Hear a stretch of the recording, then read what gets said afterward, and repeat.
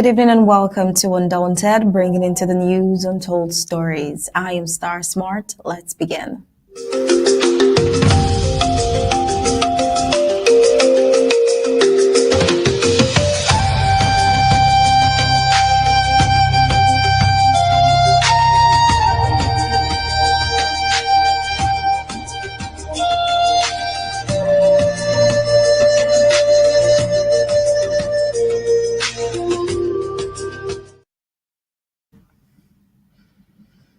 Across the southern Cameroons, the pattern is no longer in question. It is policy. For more than 8 years, since the people of Ambazonia rose to reclaim a sovereignty long denied, neighboring French Cameroon has not loosened its grip, but tightened it, choosing punishment over dialogue and exploitation over responsibility.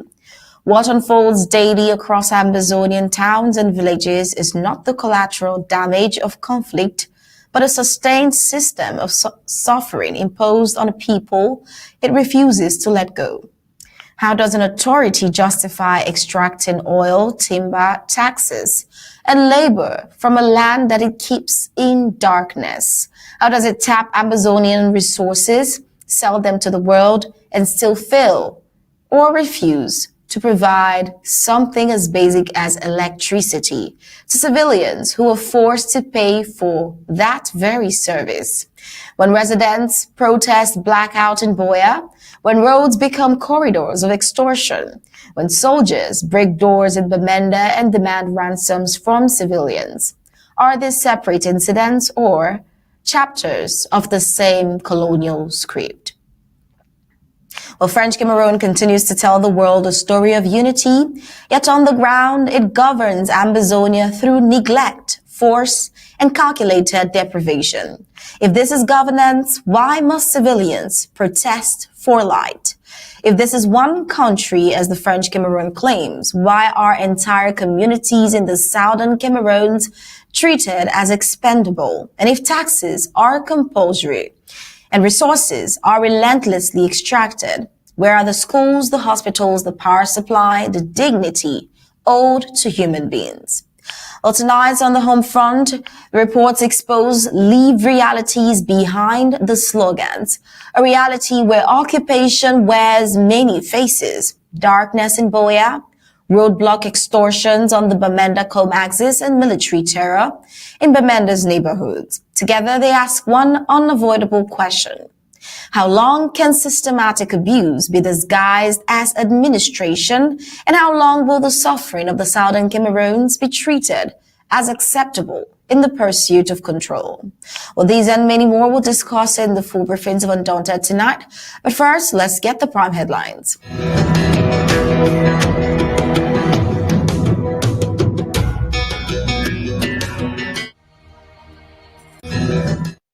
On Undaunted tonight, we take a look at the colonial neglect laid bare in Buea as blackout protests ensue. Bamenda urged under siege as the colonial French Cameroon forces unleash arbitrary arrests. We also see the Bamenda Combe axis gripped by illegal levies. And on the African scene, we see Sudan conflict intensifying as fighting spreads and food crisis deepens. On the rest of the globe, Greenland tensions rise after the United States envoy appointment sparks Danish outrage. Let's get into the food briefings of Undaunted tonight. Just stay tuned.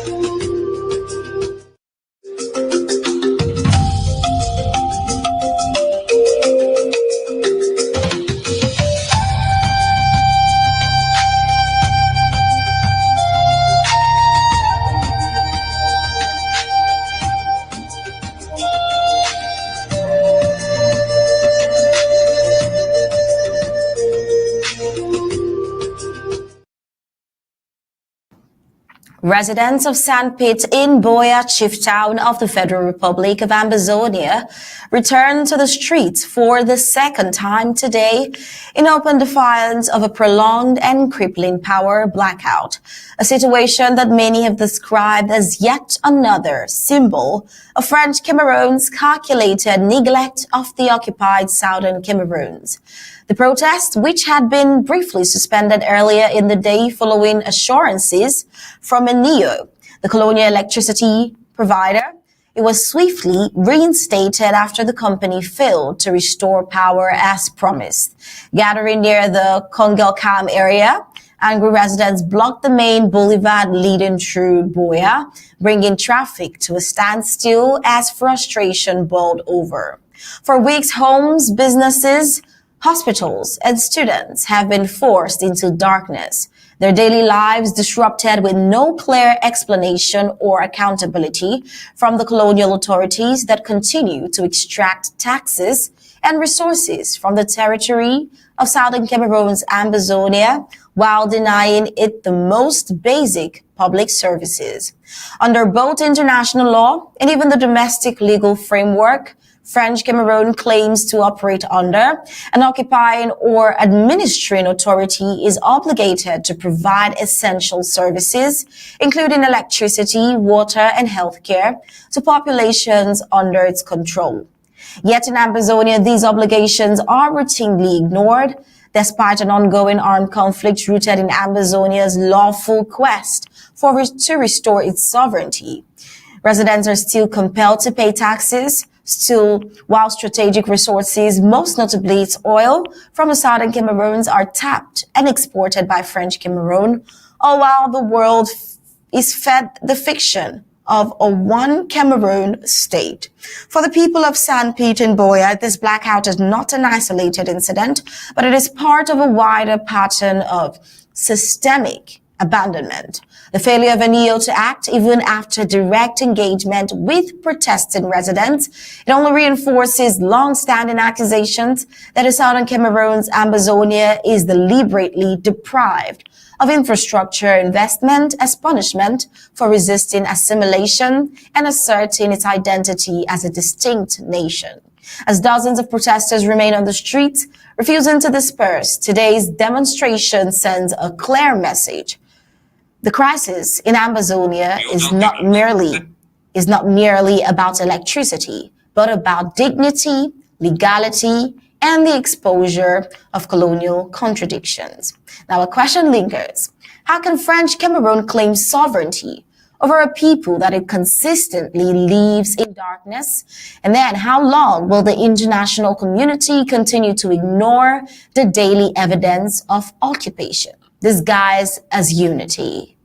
Well, before we try to answer that question and those questions, let me welcome our legal expert, Barrister Team Mbeseha, to tonight's Undaunted. Barrister Mbeseha, welcome and thank you for joining in. Thank you for having me once more, and happy Christmas in advance. Merry Christmas in advance, Barrister Mbeseha.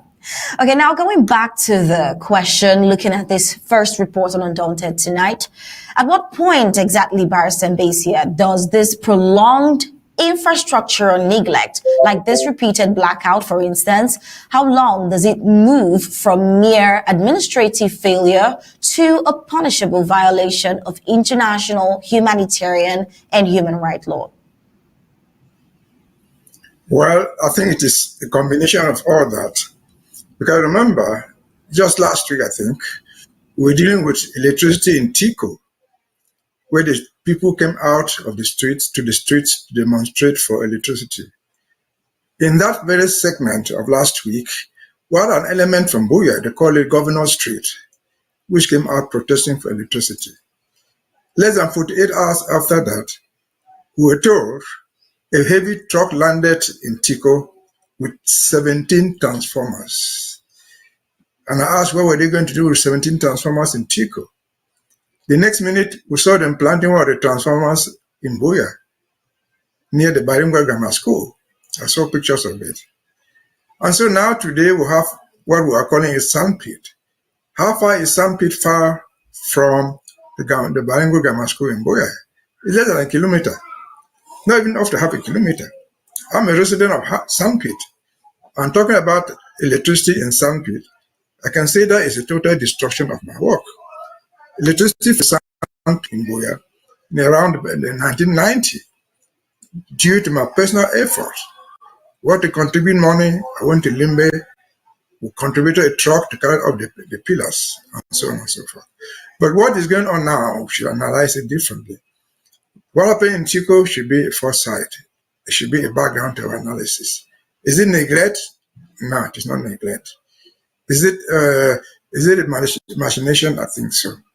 I will put it in my own words. The issue of electricity in Amazonia in general and Buea in particular is a tool for political manipulation.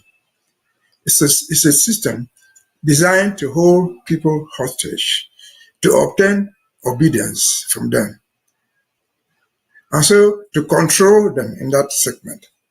I remember saying last week that when all these protests come out, what do you see? They are protesting before who comes out is a certain duo or a governor. What have these people got to do with electricity in the first place? Nothing. And then the next day, you find them bringing those things there. The man who issues the statement confirming or not confirming anything is a duo. It's not the power supply company, call it a NEO. And so this is a system of control. If they had 17 transformers, Buea by itself, how many transformers does Buea even need? Not very many. So what does that imply? Probably you're going to bring those toy things and put there. If there was a transformer installed in Moliko at the grammar school, that very transformer is going to supply the whole of support, including Moliko. But they're not doing it. People are out today. They are protesting in Sandpit, less than 500 yards away from there. And so, why is it that this is going on? This is Christmas, this is end of the year. I think, this is my opinion, government is making all this by design to hold the people down, to obtain subservience. Because as I said last time, what will happen at the end of the day, by tomorrow or before Christmas, they will put lights there, they will switch on the switch. And what will happen? The people will come out with messages to the governor, messages to the CPDM, thanking the president for giving them electricity. And who doubts? Who wonders if by tomorrow Mr. Atanganji comes out to say electricity in Buea or in Sandpit was President Paul Biya's personal Christmas gift? That is possible. That's how they manipulate our people. It is not electricity, ENEO, if you call it ENEO, it's already dead. They're winding off. The government of Cameroon is unable to supply anything. ENEO, which is supposed to be a private company, they are taking it over. Like any other thing, Cameroonian, they will not deliver anything successfully. And so I think that is political manipulation. That's a system of control to control the people so that people can pass messages. Remember that overall in Cameroon, there's total instability. There's uncertainty everywhere. So where they can get a motion of support, even from the dead, they would publicize it as success in their system, especially at the end of the year. You remember, today we're 23rd or 24th. Not long from now, 1 week today, President Paul Biya will make a speech, end of the year speech, wishing everybody good luck, accounting for his good work in the past 1 year. And this thing will come up. They don't happen by error. They happen by design. It's not a negligence because they knew it. It's a tactical ploy to do it. And it's not happening in Buea alone. Here in Bamenda, all the major cities, of course, not to talk about villages that have never even seen an electric pole. So again, it is a thing to get population support. And I can end with this. I come from Libya. Before the election, the electricity had been there sometime before. The poles had all fallen. But before the election, what did they announce? They were giving a new contract for somebody to bring electricity from Chang through Fontaine to Mamfe. They brought fresh pieces of sticks and put there that they were planting electric poles. I can guarantee you, as we speak today, elections are over, nothing has come up there. The people were clapping, they secured the vote they wanted in the name of electricity. And elections are over, the poles are getting rotten there. These who come are picking them to go and make a firewood out of it. And so this is a system that we should never have been there, I've always said. But we're there. We have to fight to restore what is, in terms of electricity, our Yoke place is still there. Other waterfalls are all over Amazonia, including the mentioned falls and all those. We shall overcome, we shall prevail. Let us just keep on doing. And as a Christmas gift, let us keep firm to what it is. To our people of Sandpit and to my neighbors and friends of Sandpit, because that's where I live, resist, have your eyes open. These are criminals. They are just trying to secure a vote from you. At least some public support in the name of resolution. Live with your eyes open. Don't close your eyes. The day is breaking. Time will come, and time has come. Over to you. All right, Barrister Mbeseha, amongst the many salient points you made there, one striking one is talking about this being a case of manipulation and control. And we see that from the French Cameroon's administration, not just in Buea, but also in Bamenda, one of Ambazonia's major urban center, which has been thrown into a state of fear and uncertainty, which is following a fresh wave of military raids carried out by French Cameroon's military forces on the 23rd of December 2025, where residents described the scenes of terror as armed units of French Cameroon, likened by locals to a colonial era Gestapo, went on from house to house, breaking down doors and arbitrarily arresting civilians. Arbitrarily, under the pretext of security operations. These arrests, witnesses say, are not based on evidence as usual or lawful warrants, but are instead acts of intimidation aimed at reminding Ambazonians of the force still imposed on them under occupation. Men, women, and youths with no proven links to the ongoing conflict have reportedly been dragged from their homes, detained, and later slapped with trumped-up charges ranging from alleged collaborations to vague accusations of separatist sympathy. In many cases, families are then presented with a grim choice. Either you pay an exorbitant so-called bail fee, more like ransoms, or watch your loved one who was arbitrarily arrested with no legal charge languish indefinitely in military detention.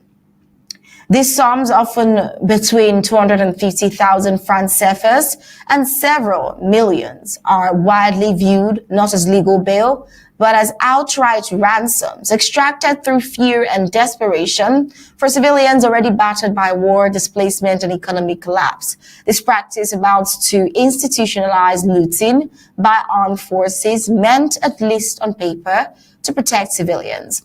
The timing of the Bamenda crackdown has raised further suspicion, coming just days before Christmas.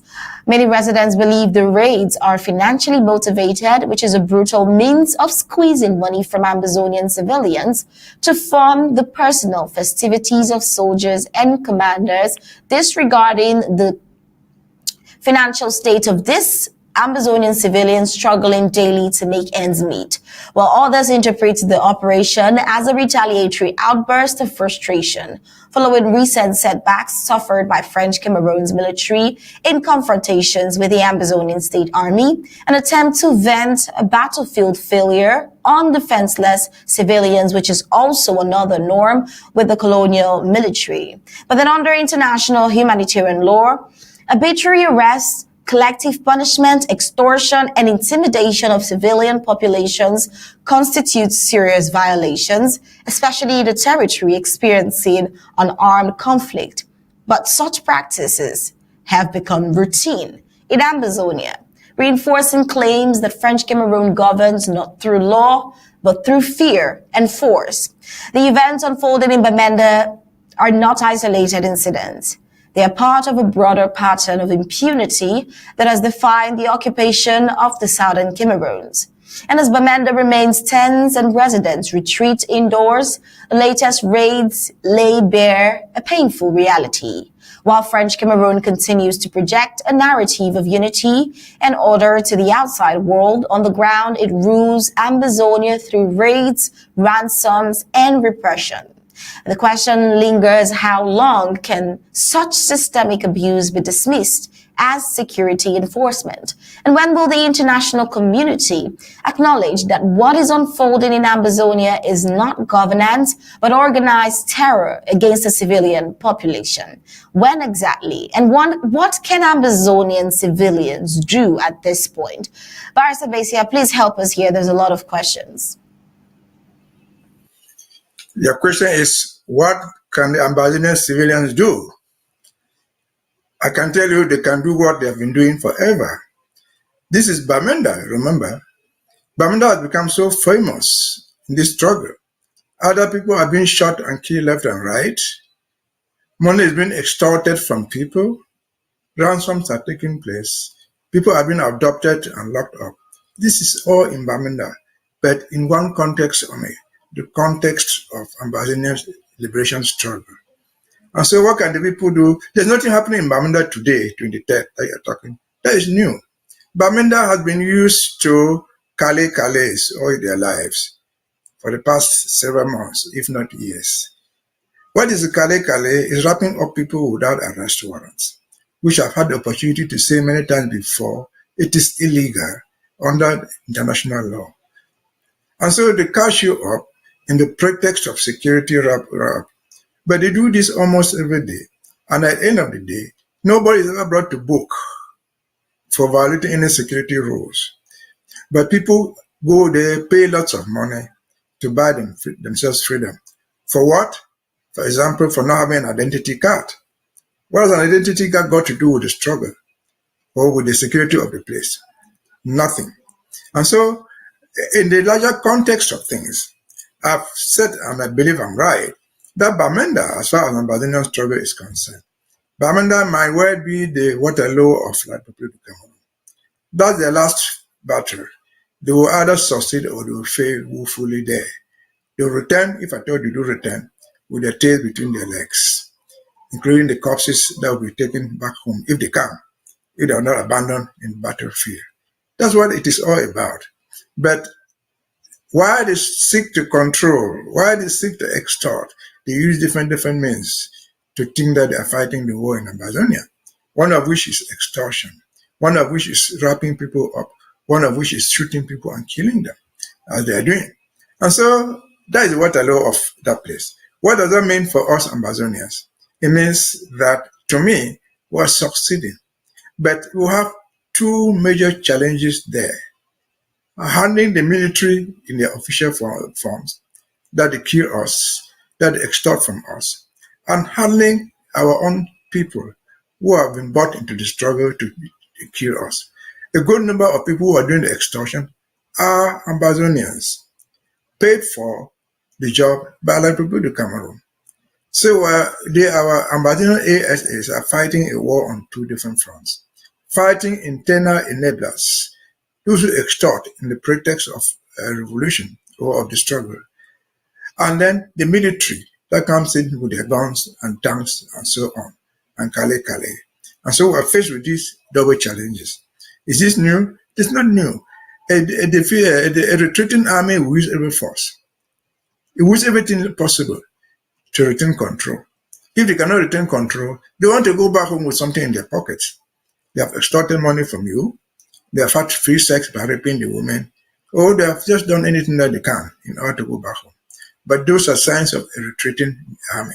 They have been defeated. They are going back home. But to go back home, they are not going back home like Christmas coming back home. They are not going back to celebrate a new year. They are going back home like a defeated army. But what would they tell their people? They are not coming to tell them why we're defeated in Bamenda. Once they cross the border, they will carry out their guns and say that we're coming back from the war front, which is all a lie. And so we should consider this as a very important lesson to us. Let our ASAs and all those who are concerned have this in mind. You have to fight them in their extortion. Whatever thing you can use is legitimate for you to do it. If they are extorting from you, I don't need to define from you. If they come to extort money from you, do what you can. If they want to shoot you without remorse, respond with whatever thing you have. If it's a cutlass, if it's a spear, don't die without firing your own. Hit back, and then they will know what it is. In recent months and weeks, we have seen them cry. They are weeping over their own losses. Because the cost of bringing one military guy, a B or whatever thing he calls himself, off to the stage of fighting a war. It's terribly expensive. They train them. They don't even know how to train them. They hire technicians from France and other foreign countries to come help them train. They pay for those things. And one of them falls, that's a lot of loss for them. If it was a regular army, they will pay that family pension forever. And so they are feeling the pain of this thing. The pain is great on them. We also feel the pain, but we have the pain of pride that we're sending away our enemies. Some of us will die, and those who are dead will receive as heroes. Subsequently, we'll build museums for them. We'll build the statues around for fighting the war. Again, this is pure extortion. This is criminal. It's not accepted. The Kale I've said, let me repeat it again. It's terribly illegal. It's rounding people up for what they are, not because they have done anything. Why are they rounding people up? They because you live in Bamenda. They must catch you, force you to produce a piece of paper, which you call an identity card, or take away your TV from your house or radio, or anything, typewriter, or even a computer, and ask you to produce it, or we pay money to them. This is theft. This is manipulation. It's not acceptable. Only congratulate the boys and women and fathers who are going through all this, who feel their pain, but after a pain, all women who give birth to children know this better. The labor pains are terrible, but upon delivery, the joy over the successful delivery is what we take home. Everybody will dance. Even the mother was just giving birth, will lie there in her bed, but she was smiling. And there's the time coming for us to smile. There are people in Bamenda take note. Time is coming, the pain is there, but we shall smile at the end of the day. Keep up with the resistance. The enemy is in his last steps. They are in the last stretch of the fight. They will go back home and we shall be vindicated. Over to you. The hope, that indeed is the hope for Ambazonia, but then it is quite a sad one that right now it seems Ambazonia is going through travail with the French Cameroon's military littered, especially around Bamenda. When these extortion, more like kidnapping for ransom, arbitrary arrest is happening in Bamenda and across other parts of southern Cameroon, we also see that there's another type of extortion going on. Reports of civilians traveling along the Bamenda-Combe road continue to report widespread harassment and forced payments at multiple roadside checkpoints, where armed actors routinely demand cash from motorists and passengers before allowing passage. Commercial buses, taxis, private vehicles, and even individual travelers are compelled to part with large sum of money, often under threat with no receipt issued and no explanation grounded in law or public regulation. The charges vary depending on the type of vehicle and passenger category, placing an added financial burden on already strained communities who rely on this route for trade, the Bamenda-Combe stretch of road, healthcare, education, and family movement. We see that those unable to pay are delayed, intimidated, or even turned back, further disrupting economic life in an area that is already destabilized by years of conflict. Residents insist that no recognized Ambazonian authority has announced or authorized such levies, raising serious questions about who benefits from the collections and under whose protection they operate. Barrister Mbeseha, only from our reports today, it shows that this is not an isolated case of lawlessness when it comes to French Cameroon's administration and its military in the southern Cameroon. So tell us, Barrister Mbeseha, your thoughts on what is unfolding on the Bamenda-Combe stretch of road. Well, what's unfolding on the Bamenda-Combe stretch of road, we've analyzed it before. That is insecurity, especially generated by the government. Those controls where people are paying taxes without receipts, the controls are meters apart and sometimes intercepted in between by the military control, official ones, they call them mixed controls, gendarmes or police. If this is illegal, if these people are in control of the stretch of road, call it the administration, why are they not arresting those people doing the illegal control? They are not doing it just as I've said. They're the goal. The goal is to get money. But what's the overall goal? It is to bring punishment to bear on the people. With their belief, which is phantom, they believe that the population will rise in Amazonia for the torture that again. Now the population has become liars. They're educated. They are not blind. All those guys, when they pay those taxes on the road there, the guys, their eyes are not, their faces are not covered. They know them. They know them. They know they are agents of Yaoundé. And I've asked again, that stretch of road is how long? It's not even very long. But in Yaoundé, in Bamenda, you have terrible companies, legions, battalions of soldiers, call them B, gendarmes, or whatever you call it. What are they doing? What are they doing? It is intended to hurt the people. It is intended to benefit them, as I've said. They will not go back home empty-handed. They will go back home at least with cash in their pockets. I remember in the 1990s when I was in Buea, I have said this before, there was this thing they called the control, which it was a regular control on the road. The brigade, the gendarmes were doing that. And that Njangi, what they call Njangi, where they paid everybody 100,000, they had about 1 million at the end of the day. But the commander of the brigade paid nothing. All his own share was contributed by money, with money from the road. If we were sent to the road, you know that the commander, the commandant, or whatever you call it, will have, if you've collected 100,000, he has 10 or 50.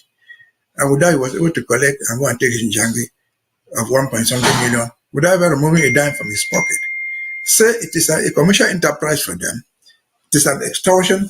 It is a tool to oppress the people economically and physically. Because they take you the money, you borrow and pay them. If you don't have, they hold you down physically. They will not take you to any court for violating any law. They hold you or they pay. So it is ransom. If your wife or your husband is there and doesn't have the money, you borrow, go and pay, and then they release you without any more. They don't give you any receipt. And so the stretch of road, as I've just said, is just part of Bamenda. It's part of Amazonia. It's part of the unfulfilled promises. Remember 2 weeks ago, there was something on this news, I don't think I was there, where the colonial mayor of Bamenda asked people to go and buy gas, cooking gas, at this 6,000 or what. But prior to that, remember that inaugurated a gas plant in Bamenda. Where's the gas plant? It's not there. Before Bamenda, they inaugurated one in Kumba. Where are those gas plants? And I did ask the question then, and the same today. Is it that the people of Kumba needed a gas plant? Is it that the only people in the northwest, in the north, Bamenda needed a gas plant? Where was the gas plant from Bunda? Where was the gas plant for Bafusam? Where was the gas plant from Komsamba or Lum next to Kumba?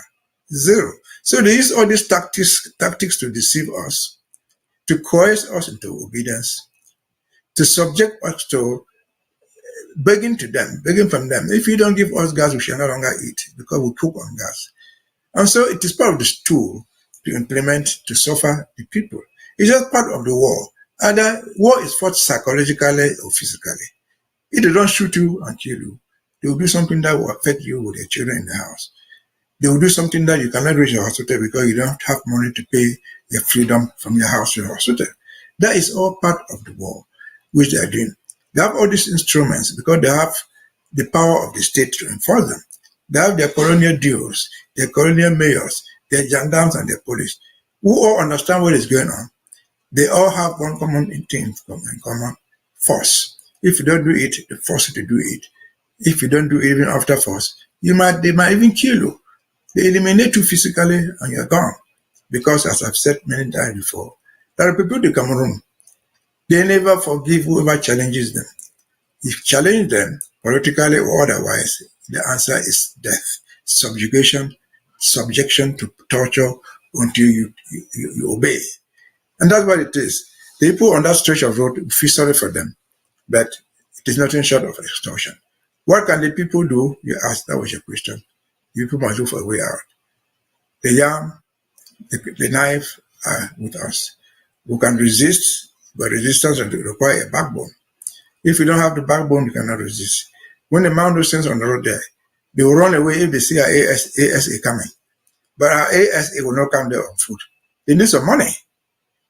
they need some weapons to respond because force must be responded with force. And so our people should learn to do that. That's the only thing we have to protect us for now. If you don't know, if you cannot protect yourself from them, the ASAs will protect you. And you know them. We in Bamenda, you know the right ones. Let us contribute. Let us strategize to make sure to limit the pain that our innocent mothers, brothers, fathers are suffering from. And so let us be encouraged, as I've said. The time is coming when we should be vindicated over all this nonsense. The time is coming when these people will be held accountable, if not domestically, internationally, under the ICC and other jurisdictions. We have borne enough for 61 to 64 years. Enough is enough. There comes a time when people will say, we'd rather die than to take this nonsense anymore. Over to you. Thank you, Barrister Mbeseha. That was very well said, and your contributions on Undaunted tonight are very much appreciated as always. But it is at this juncture we'll draw the curtains to a close for the national report and head on to the African reports. Thank you for joining in tonight, Barrister Mbeseha.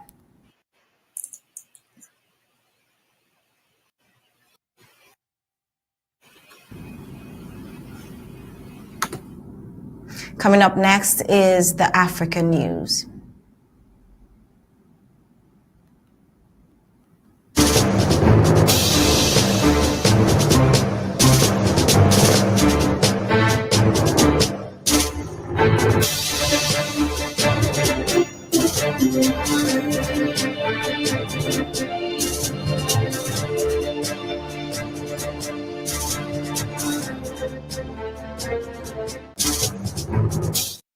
On the African scene, we see the conflict in Sudan has intensified once again, raising fears of increased violence against civilians as the dry season sets in. Addressing the United Nations Security Council, Mohamed Khalid Kiari, United Nations Assistant Secretary General for the Middle East, Asia, and the Pacific, warned that fighting has escalated in recent weeks, bringing widespread destruction and suffering with no clear end in sight. The latest surge in violence has been concentrated in the Kordofan region, where the Rapid Support Forces (RSF) have made major territorial gains. The RSF fighters captured Baba Nusa in West Kordofan on 1st December, followed by the seizure of Heglig in South Kordofan on 8th December. Heglig is a strategically important oil field and processing station used to export South Sudanese crude oil via Port Sudan. As a result of the fighting, key towns including Kadugli and Diling in South Kordofan are now under increasingly tight siege conditions. Civilians in these areas face severe shortages of food, medical supplies, and humanitarian assistance, while vital infrastructure, including health centers, has come under attack. The worsening security situation is exacerbating an already severe humanitarian crisis. The United Nations officials report rising levels of disease and hunger, with access to basic services rapidly deteriorating. Attacks on civilian facilities have further strained an overwhelmed healthcare system. Sudan is now experiencing one of the world's largest food crises. According to the World Health Organization, more than 21 million people are suffering from acute food insecurity and malnutrition. 45% of the population is classified under IPC levels 3 to 5. Ranging from crisis to famine conditions, while 13.6% suffer from global acute malnutrition. The World Food Programme has warned that conditions are expected to worsen in the coming months as food supplies run out and fighting continues. The agency is appealing for more than $660 million in emergency funding to raise vulnerable populations as United Nations officials urge renewed international efforts to protect civilians and ensure humanitarian access. We'll be heading on to the rest of the news on the global scene. Do stay tuned.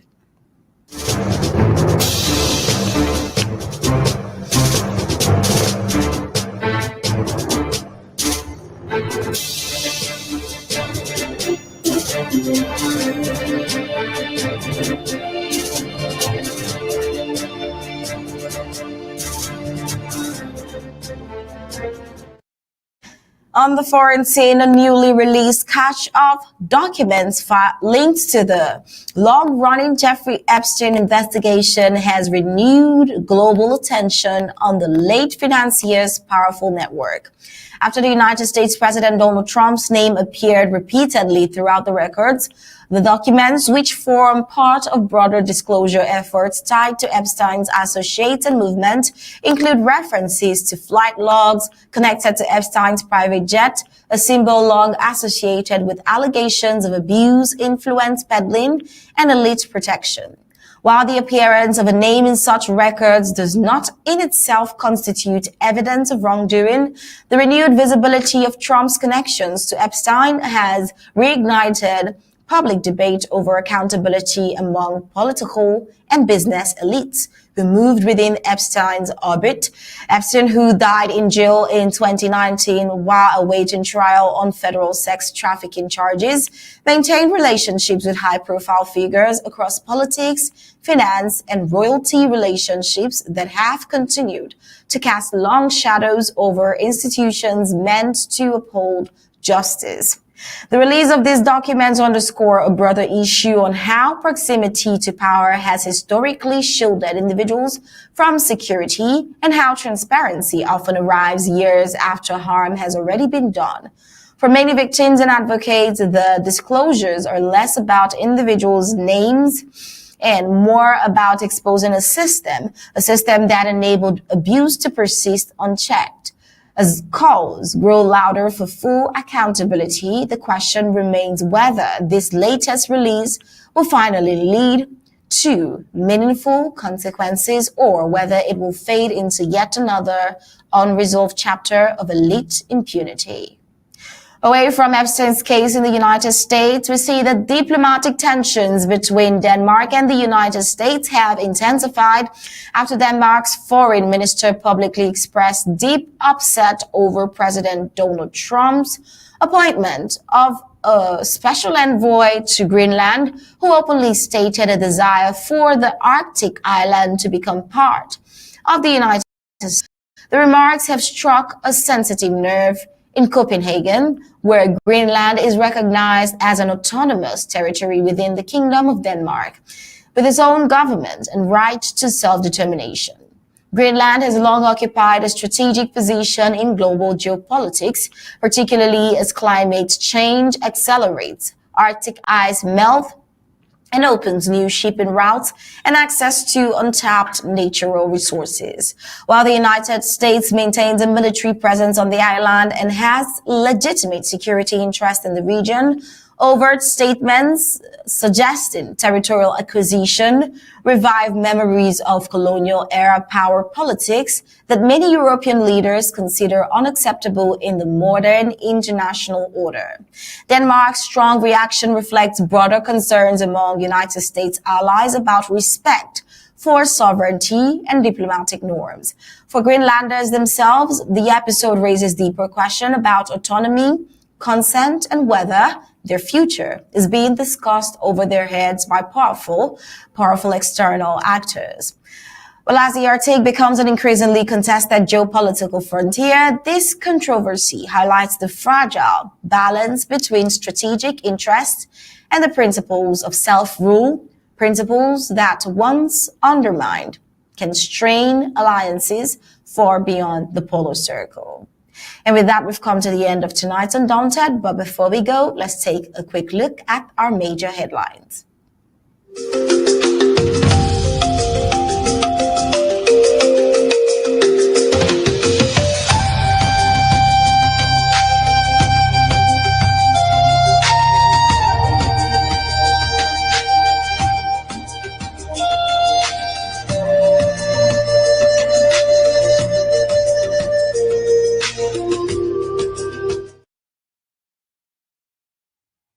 On Undaunted tonight, we saw the colonial neglect laid bare in Buea as there was a blackout protest.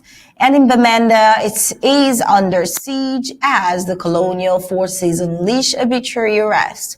Bamenda took home a stretch of road gripped by illegal levies and heavy On the African scene, Sudan conflict intensifies as fighting spreads and food crises deepen.